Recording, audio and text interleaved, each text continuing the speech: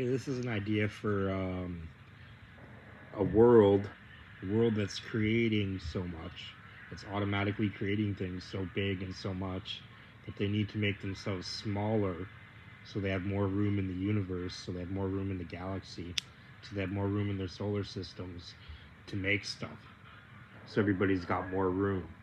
So that's what happens when they get overpopulated, is that they make themselves smaller. And in this case, they're a bunch of creators. They're a bunch of creators.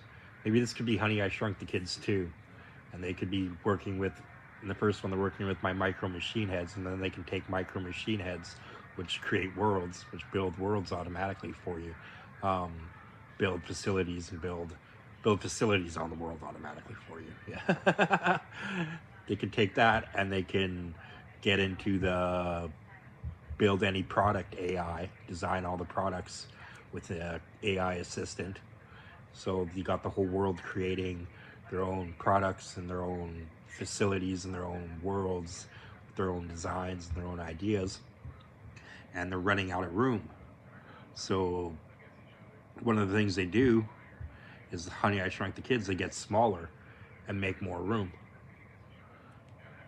And you can make them go smaller to where they go to molecules and cells, to where they're interacting with cells and molecules and particles, and then maybe even particle people, meet particle people, and come back up. Yeah, learn about time and matter, meet particle people, learn about time and matter, and come back up and readjust the waving, interswirling time and space to create the most room for creating population, for a society of creators. Yeah, it could be Honey, I Shrunk the Kids too.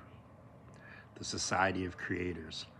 And down in particle people land, they can be some creative god, some creator god that creates matter as we know it, that creates societies, utopias that are beyond our wildest dreams and stuff. And they're fascinated by our creator society.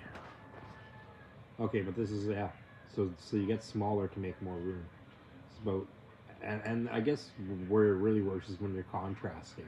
When you're contrasting like an overpopulated stadium or something, playing Micro Machine Head Robot War against each other in the stadium, to one where you become smaller and the stadium becomes the size of worlds beyond, and you have a whole bunch of Micro Machine Head battles that are even smaller now.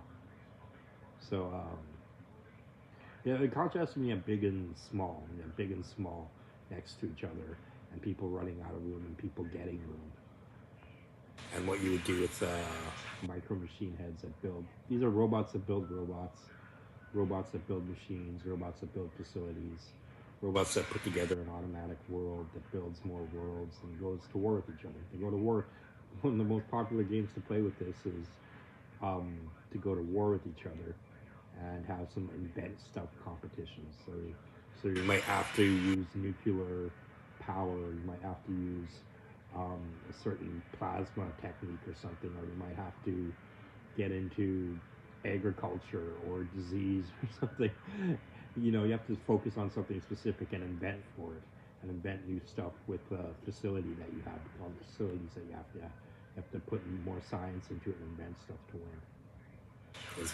Is the other game is inventing stuff. You don't want to go to war. And that's the thing, when you invent something, all the other people that have Micro Machine Heads can buy it and put it in their Micro Machine Heads, and that's how you make money.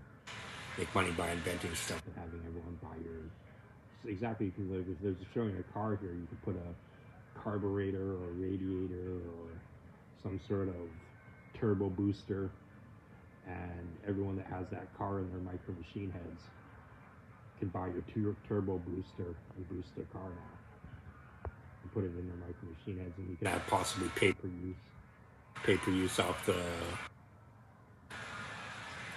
So yeah, well, you have to have pay-per-use for certain weapons and stuff, for certain technologies, certain sciences, certain weapons. They have to be accounted for, so you have to have pay-per-use anyway. So you can't have pay-per-use if you